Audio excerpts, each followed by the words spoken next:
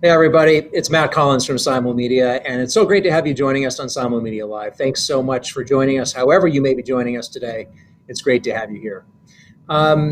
So I'm going to cut right into it. Our guest today has one of the most varied backgrounds that I think I have ever seen. We've got someone who has really carved very meaningful paths through a variety of really important and companies with names that folks are going to recognize right off the bat. And so I just want to sort of refer to my notes here, but my guest today, Betsy Morgan, has been vice president at CBS News. She was CEO of the Huffington Post.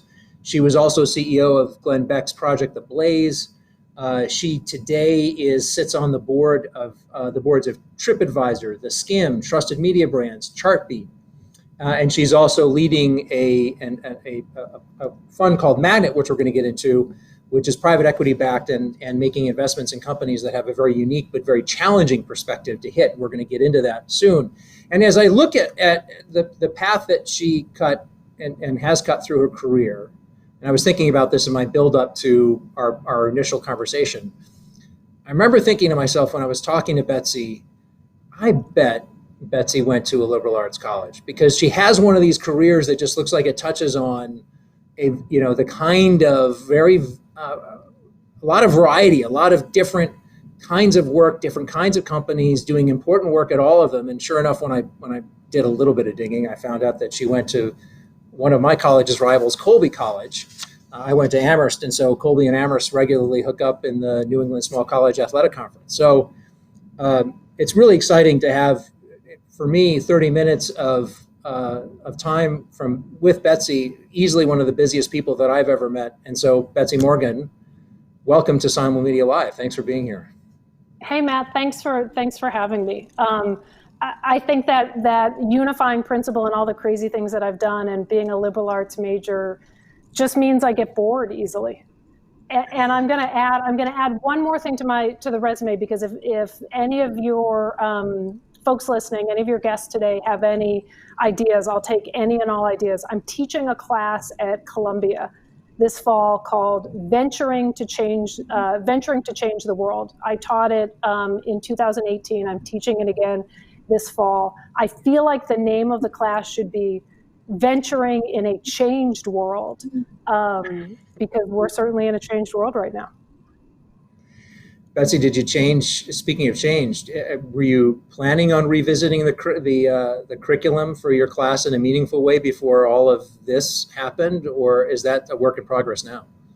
It's interesting. The class is all about entrepreneurship for college students. So it's in the university, it's in the college, mostly juniors and seniors, some sophomores. So it's kind of taking them through a business model canvas, how you acquire customers, how you might start a business, how you might fund a business. I think the curriculum will stay more or less the same. I think what'll be different is the readings we'll give the students. So that is a very helpful sort of way of unifying all of this. One of the things that struck me when we spoke was what became evident just in looking at your background, but something that you alluded to very specifically, was your interest in looking after and looking into and leading businesses and enterprises that intersect in the following ways: community, commerce, and content. And certainly when you look at HuffPost, CBS News, or maybe not CBS News, but certainly HuffPost, and certainly The Blaze, all of that is captured there. It seems like these things fit together in more ways than just alliteratively. But on the other hand, I can't think of a whole lot of companies that do this well. First of all, what draws you to that particular intersection? And secondly, why is it so hard, if I'm right that it is hard? It is hard. The trifecta of content, community, and commerce. We're putting it to work every day with my two business partners, Jeff Berman and Brett Boutier. We make up a company called Magnet Companies, and we're backed by private equity in New York. Great team, and exploring all sorts of new things in a very much a changed world. I think you're right in saying that CBS and CBS News doesn't quite fit into that trifecta. But I'll tell you something that's interesting, Matt.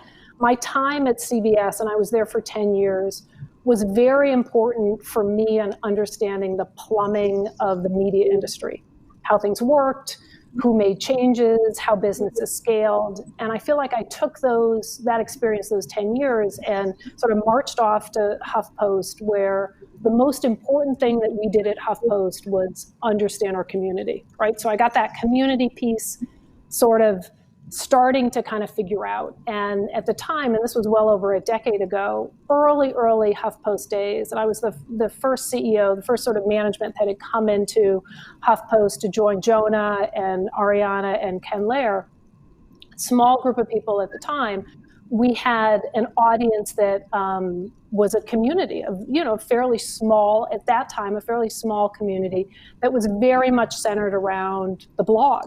And the blog didn't do the lion's share of the traffic. It didn't eventually do the lion's share of the traffic that, that was able to help us sell successfully to AOL at the end of 2010, 2011, early 2011. But the blog was the community. So I had kind of figured out how to make content from being at CBS. I had figured out the importance of community, and certainly my peer group at HuffPost taught me a tremendous amount about the value of community. We did a little bit of commerce at the Blaze. Glenn was very interested in commerce, and our audience was very, very interested in us sharing things that we thought they should buy, and that audience sharing with each other products that they should buy. And all that sort of got us to where we are today at Magnet, really thinking about the buying power of the community, the ability to tell story, right? That's the content part, and then translating that into commerce. And besides, you got to have more than one revenue stream. So who wants to just sell ads? Sorry, Simon Media. I hear you, and I will say that especially when I think about content plays, the content side of this would seem to be perhaps the hardest one to rely on purely for monetization. I think we see the struggles of many, especially digital publishers, who are really struggling these days to be able to make money. So that certainly makes sense to me. The community part strikes me as a way of building in some hope for virality, to be able to maximize distribution of content and be able to essentially grow an install base of potential buyers of something. It's the commerce part that I think to me, seems like the hardest one to get right. And my sense is the way you described your own progression, starting with content and then discovering community and then really then tapping into the power of commerce, that you would agree that commerce is maybe the toughest one to get right, albeit, as you put it, perhaps the one that's most important for monetization. So it's certainly the most interesting for us. I'd say that for myself and my two business partners, we have the least amount of experience with it. I think what's fascinating about, excuse me for the call. I think what's fascinating about commerce and product is that community will help lead you to the right products. We absolutely saw that with the Blaze. Glenn would say every night on air, this is the network that you are building. He'd say that to his audience. And we solicited feedback 24/7 from that audience of how they spent their time, what they were interested in, what problems they wanted solved, what things were they missing in their lives. So the commerce piece, though for a bunch of media people may seem foreign, I think there's a lot of interesting things to be done in product and commerce out there. I think what's hard for media executives to do, and executives in general to do, is really listen to the community and really understand deeply who that community is and what they're interested in doing and not doing. And to be able to take a step back and listen to what they are saying to each other. Not just listen to what they're telling us, but what are they saying to each other? What are their concerns?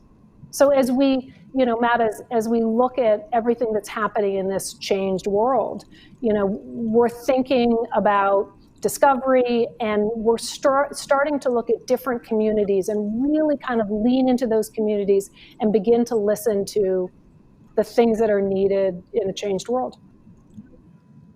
I'm joined today by Betsy Morgan, who's the co-founder of Matic Companies and a seasoned and accomplished leader of several different media companies, including CEO stints at both HuffPost and The Blaze.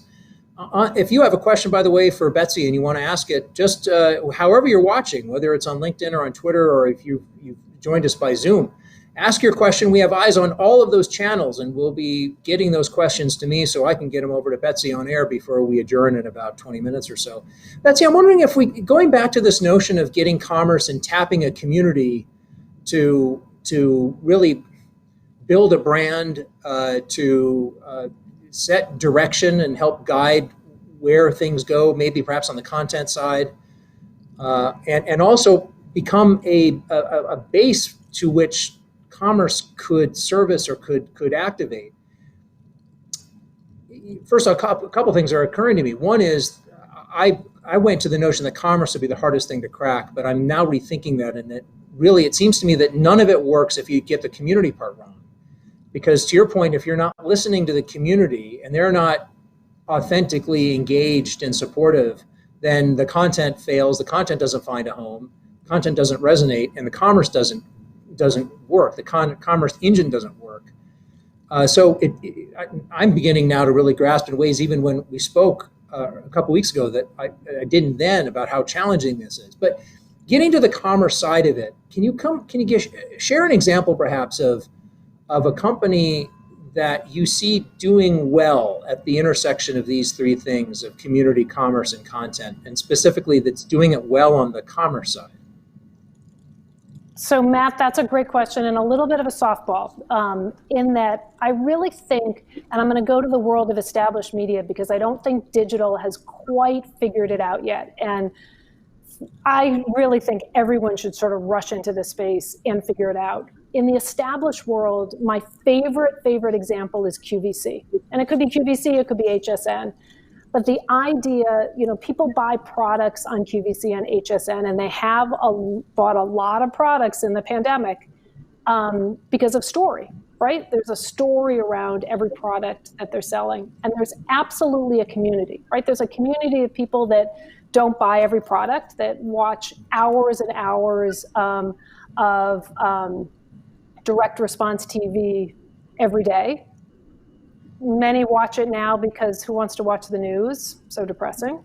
Kind of nicer to watch a nice host talk about different products. And if you look at the mix, if you were to look at kind of pre-COVID and post-COVID mix, and again, in the established world of content on QVC and HSN, you'll see that it's changed dramatically. So, there's an understanding there that people aren't going out as much, and so they're not going to sell as much clothing. They're not going to display as much clothing. They're going to think about more products for the home. When I talk about digital and where is that in digital, of course we have Instagram shopping. Of course we have, shopping on many, many different platforms. And Amazon has tried very, very hard and had somewhat some success doing live shopping in the Amazon environment. But nobody's quite cracked it like folks in TV. And I just think that's a fascinating category. And QVC is a great business with a pretty sizable moat around it in the traditional world. And is that moat a product of the community aspect that you described? I think part of it, part of it is that. Part of it is that habit. Part of it is that connection that community has to the content. I don't think and again, I'm not an investor in the business. I know the business as a consumer, not as an operating executive. My guess is that that's not a business that has run historically from the community talking to each other, right? So we go back to the days of my days of HuffPost or The Blaze, where part of our utility as a content brand was to allow conversation. So, you could be reading a blog that Ariana's written, or you could be listening to or watching Glenn on television, but we often found that the community was more interested in talking to each other. That celebrity, that personality in the background, talking to you on radio, talking to you on TV, talking to you in a digital environment, is almost like a backdrop, like kind of noise in the background, or the reason that you convened in that space.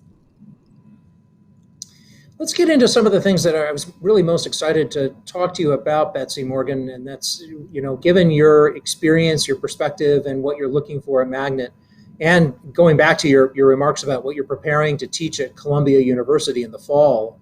I wanted to talk specifically about opportunity in this moment and where you see opportunity arising. And I think to get us to that point, I want to talk about where you see behaviors changing permanently, changing temporarily, or perhaps evolving into something entirely new. And we'll start with, in thinking about what has changed over the last 3.5 months now.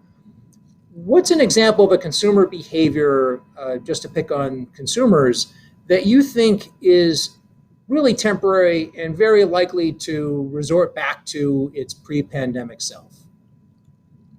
So Matt, I'd say that all the listeners and myself and probably you included, a behavior that's changed that we want desperately to go back to pre-COVID self is masks, right? The use of masks has been erratic at best across the country. It's not something that as a nation we've fully embraced. And we don't love it, right? It's changed many of our habits, and we also don't know how long it's going to last. It could last for a short amount of time. It could last for a longer time. I do think we're in very, very early innings of changed consumer behavior. But looking at something like masks and saying, all right, I assume some form of a facial covering outside and inside for the immediate future, could change some trends in the beauty space, right? If I'm Estee Lauder and the country or the globe is wearing more masks than not, I'm probably not selling as much lipstick.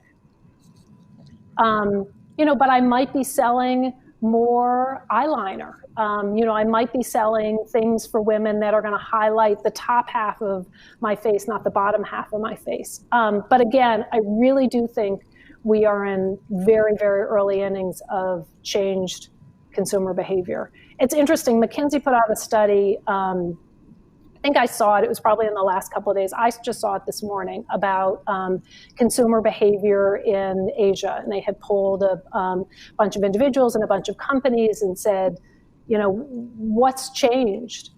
What's changed for you? Are you shopping, now that things are opening up? And some of the conclusions are conclusions that you wouldn't be surprised about, where consumers are leaning on trusted brands. They're leaning on familiar brands. Certainly in the shutdown of the winter and into the spring and now into the summer, we are brands that we've used before, that we trust, that we like, we feel comfortable reordering on Amazon, reordering on our favorite websites. New brands, the discovery of new brands will be different, right? Will be different when we have less of an access to physical discovery than we used to. But again, super, super early days and, not much there yet on scale. Let's go on to one that we think is perhaps represents a change, but a change that is likely going to change yet again. That it's going, wherever it is now is different from what it was before, but is going to be different from what it's about to become.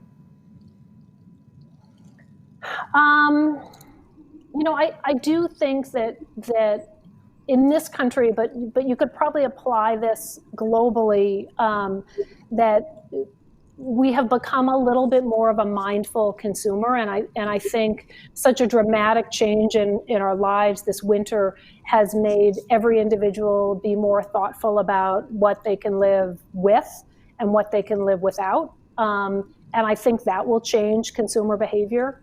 We've been fascinated at Magnet to explore things that are sold out this summer, right? So I'm in the Northeast. Apparently, it's very, very hard to buy a bike in the Northeast. Yep. I'm a gardener.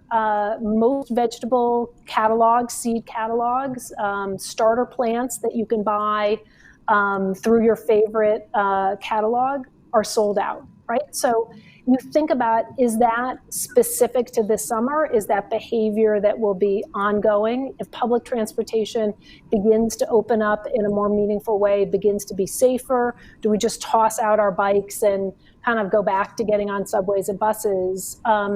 Still feels like we're in the middle of that. And as we think about, as Magnet thinks about as investors, investing for the long term, investing in a changed world, and far, far beyond, whatever the new normal becomes, we think about what could be real sustained change. So this is probably as good a spot as any in this conversation to ask about your perspective on travel, because you are on the board of TripAdvisor, and it seems to me that travel may be it may be one of these activities that falls in this middle category of a behavior that has evolved. Certainly, we think about, for example, an uptick in local tourism, which is a significant increase of activity that relative to where we were pre-pandemic, but is likely to evolve again into something that's different and new as we go forward. Where do you see travel in all of this relative to consumer changes brought on by the pandemic? Matt, it's a great question, and I think that you've got to separate it into sort of two areas: business travel and consumer travel. For consumer travel, and your point on local was exactly the right one. So for consumer travel, what's going to come back first, right? Are trips to Europe going to come back first? Unlikely. Are trips to restaurants going to come back first? So, seeing all of our favorite restaurant apps, is there data coming out of those businesses that indicate that people are more comfortable going back into restaurants? That is likely a local activity. I think that's the first thing you're going to see come back on the consumer side. On the business side, it'll be interesting to see if business travel comes back with the robustness that it existed pre-pandemic. I think business travel will take longer to come back. But another great example is, I had someone tell me, as people are trying to get from here to there, right? They're trying to get elderly parents out of Florida and into, back home to the Northeast or back home to the middle of the country for the summer. Hotels, there are any number of different hotel chains that are being very, very thoughtful about knowing that there are an increased number of people on the road that want a safe night's stay somewhere, that are not going to drive through for 20 hours. And so you hear anecdotally, of friends and relatives and people saying, I use this hotel chain instead of that hotel chain because they could send me my key card, because they could tell me that no one would be in that room for 7 days before I arrived to have that one night stay. So again, in many ways, it goes back to something that I said earlier about communities, in that kind of listening in those specific communities is a great way of sort of understanding, what pieces of travel come back faster.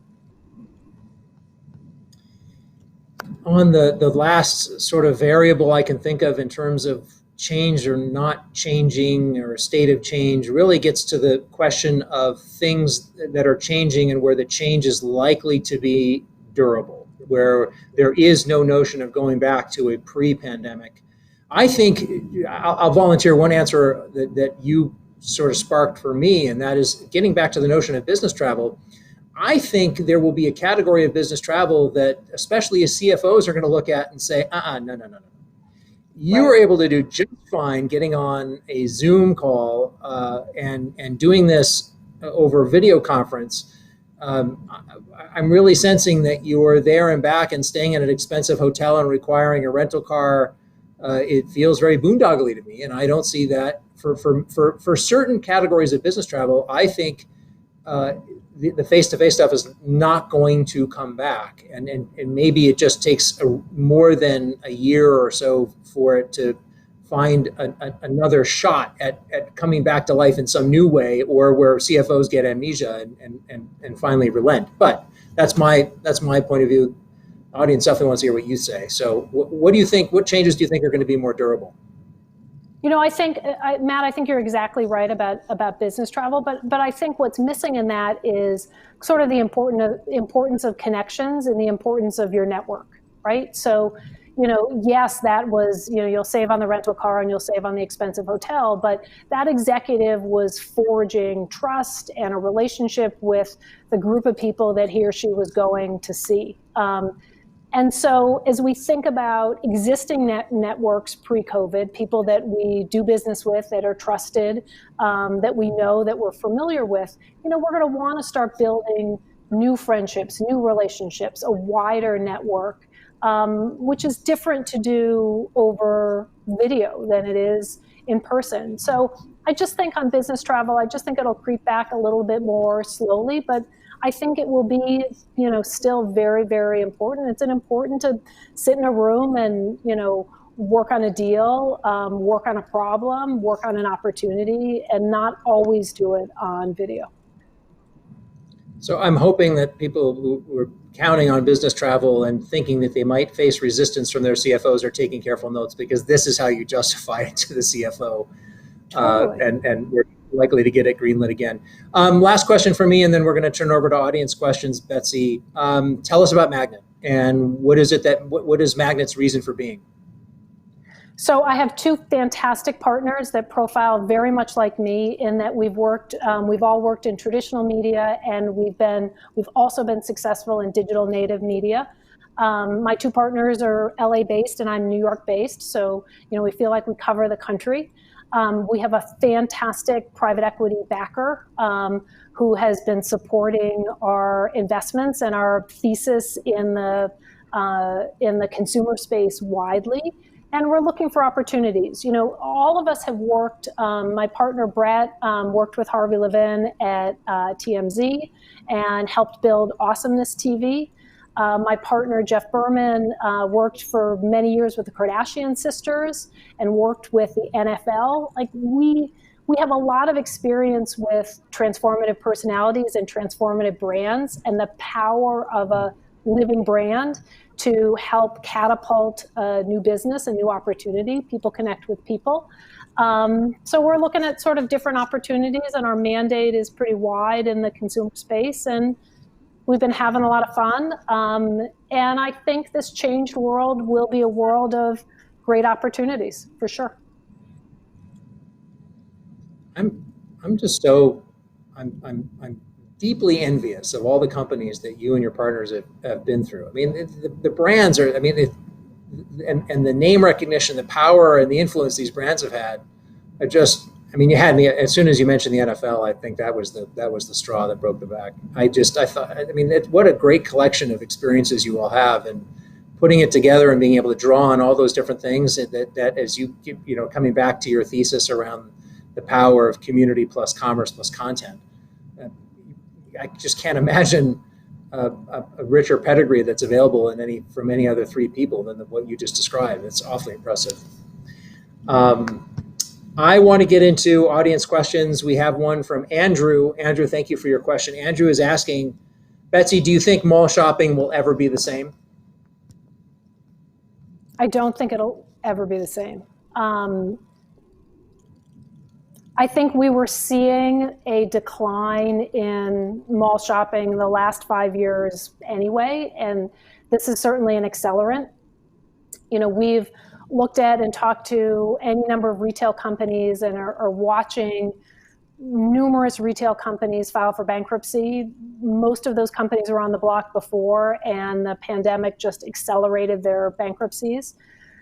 But I think this kind of notion from the 70s and 80s of malls with tentpole stores will morph into something different. What happens to all that commercial real estate is unclear. I think it's interesting that there was a time and there was a belief that experiences could replace the mall. You could go and have a set of experiences and maybe buy some things too. But I don't think that will exactly be it. It feels like something that's going to take a much longer time to morph and evolve. It's a perfect segue to our last question, which comes to us from Yana. And Yana wants to know, how do we make digital shopping e-commerce fun? And I think she's getting at the notion that in-person shopping is a leisure activity for some people, and malls provided that experience. The timing of the question is interesting, but e-commerce is missing some of that window dressing, some of that experiential stuff. Is it possible for an e-commerce driven experience to create joy and delight of the variety that we think of as with in-person shopping? Yeah, so Yana asked the magic question, right? I mean, in a way, it goes back to my earlier comments about QVC. How do you do that in a digital storytelling environment? I think Instagram has some of the components. I don't think they're quite all there yet. I wish that there were more digital native influencers that were curious about how things worked in the old world, how things worked on television, how things worked in person, and could study those models and think about how they could do it new in a digital environment.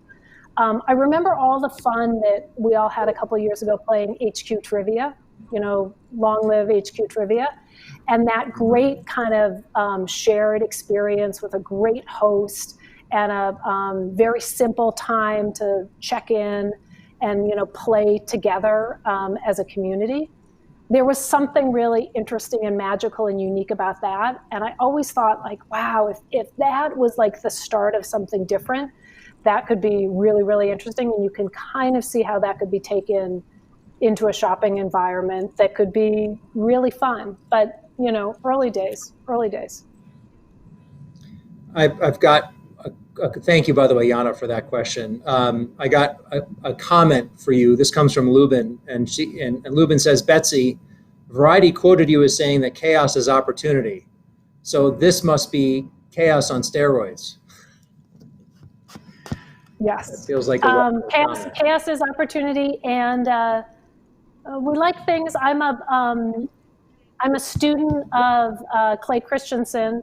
I took his class many, many, many years ago, and I like disruption. I like innovation. I like the non-obvious, and we've got all of that happening right now. Yeah, we do. We have a couple more questions that have come in, Betsy, but I'm sensitive to your time. And so and I know, as I mentioned in my introduction, you're one of the busiest people that I think I've ever spoken to on this program. Do you have a second for a couple more questions, or should we send you those by email and have you answer? Absolutely. Fire away. Okay, good. This one comes from Jason, and Jason asks, what do you think of Airbnb's push into online experiences? Will this be a durable change, or will it fade away as soon as things return back to a new normal? Well, so here's something that's interesting about Airbnb that obviously had a very, very difficult winter. It is, in some places, it is hard to find an Airbnb these days. So, for people that are trying to get away and are not comfortable staying in hotels, Airbnb, I don't think they're back at their 2019 levels yet, but they're going to have a pretty good summer.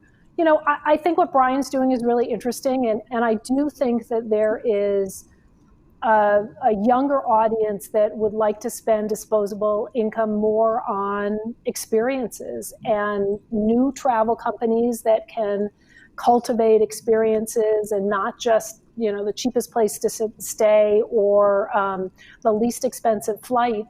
Those companies will do very, very well. It'll be very interesting to see what Airbnb does in the second half of the year and how their IPO plans go for 2021.